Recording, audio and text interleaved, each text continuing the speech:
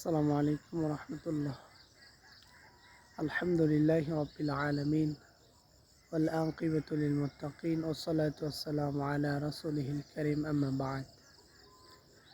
সম্মানিত আমার পরিচিত এবং অপরিচিত দূরের এবং কাছে যারা আমাকে দেখছেন, আমি আল্লাহ রাসূল সাল্লাল্লাহু আলাইহি সাল্লামের একটি সুন্নাহ সম্পর্কে কথা বলার জন্য আপনাদের সামনে এসেছি।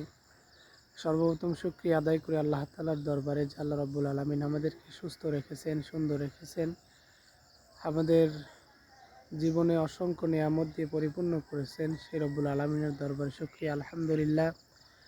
দরুদ ও সালাম পেশ করি বিশ্ব নবী, বিশ্ব নেতার প্রতি, যিনি অন্ধকার আচ্ছন্ন যুগে এসে মানুষদেরকে আলোর পথে নিয়ে এসেছেন, পথভোলা মানুষদেরকে সঠিক পথের দিশা দিয়েছেন। সেই নবীর শানে সংক্ষিপ্তভাবে দরুদ শরীফ পড়ি সাল্লাল্লাহু আলাইহি ওয়াসাল্লাম। আর তার মাগফিরাত কামনা করি। যারা পৃথিবী থেকে চলে গেছেন, আল্লাহ পাক যেন তাদেরকে জান্নাতের উচ্চ মাকাম দান করে পড়ে আমিন। আল্লাহ রাসূল সাল্লাল্লাহু আলাইহি সাল্লামের অসংখ্য সুন্নাহর মধ্যে আজকে একটি সুন্নাহ নিয়ে কথা বলবো। এটি অত্যন্ত দুর্বল একটি, দুর্বল বলতে কি, অবহেলিত, একদম অবহেলিত আমাদের মধ্যে, এবং দৈনন্দিন আমাদের জীবনে কাজে লাগে। প্রত্যেকটা মানুষ এই সুন্নহটার মধ্যে জড়িত, কিন্তু আমরা আদায় করি না।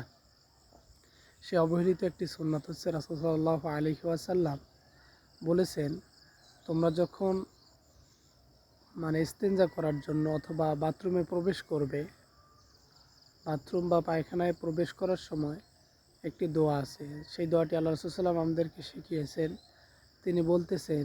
তিনি বলেছেন যে তোমরা এইভাবে পড়বে, আল্লাহুম্মা ইন্নী আউযু বিকা মিনাল খুবসি ওয়াল খাবাইস। আমি আবারও বলি, আমরা যখন বাথরুমে প্রবেশ করব, রাসূল সাল্লাল্লাহু আলাইহি সাল্লামের এই দোয়াটি পড়ে বাথরুমে প্রবেশ করব। রাসূল সাল্লাল্লাহু আলাইহি সাল্লাম বলেছেন, আল্লাহুম্মা ইন্নী আউযু বিকা মিনাল খুবসি ওয়াল খাবাইস। তো আমরা সকলে আল্লাহ তাআলা রাসূল সাল্লাল্লাহু আলাইহি সাল্লামের সুন্নাহটি প্রতিনিয়ত পালন করার চেষ্টা করব ইনশাআল্লাহ। আসসালামু আলাইকুম ওয়া রাহমাতুল্লাহ।